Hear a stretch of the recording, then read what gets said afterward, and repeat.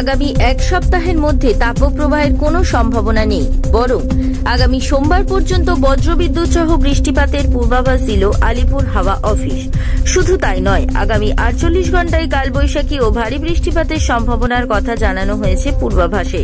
সকাল থেকে মনোরম পরিবেশ থাকলেও বেলা বাড়তেই ফের একবার অস্বস্তিকর গরম।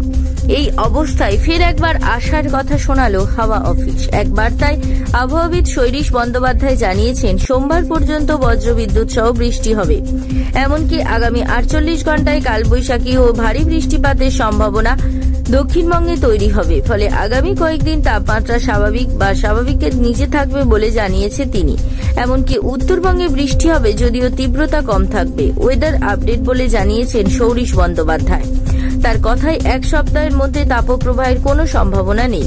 পূর্বাভাসে আলিপুর হাওয়া অফিস জানাচ্ছে, আগামী 24 ঘন্টায় কলকাতা সহ দক্ষিণবঙ্গের সব জেলাতেই 50 থেকে 60 কিলোমিটার গতিবেগে দমকা ঝোড়ো হাওয়া বইতে পারে। ভারী বৃষ্টির সম্ভাবনা দক্ষিণ 24 পরগনা, পূর্ব মেদিনীপুর।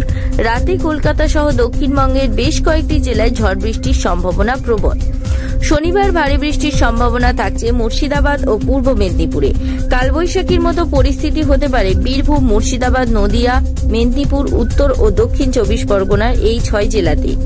40 থেকে 50 কিলোমিটার গতিবেগে দমকা বাতাসের সঙ্গে বজ্রবিদ্যুৎ সহ বৃষ্টি হতে পারে দক্ষিণবঙ্গের অন্যান্য জেলাতে। দক্ষিণবঙ্গে রবিবার ও সোমবারে দমকা ঝোড়ো বাতাস 30 থেকে 50 কিলোমিটার এবং সঙ্গে বজ্রবিদ্যুৎ সহ বৃষ্টির সম্ভাবনার কথা জানিয়েছে আলিপুর হাওয়া অফিস।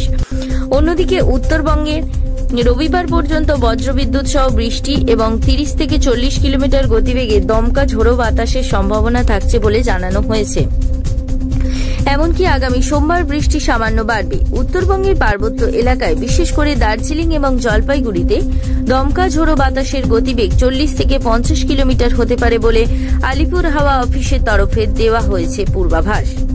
বাকি জেলায় 30 থেকে 40 কিলোমিটার গতিবেগে দমকা ঝোড়ো বাতাসের সঙ্গে বৃষ্টির সম্ভাবনা থাকছে। ব্যুরো রিপোর্ট, জেলার বার্তা।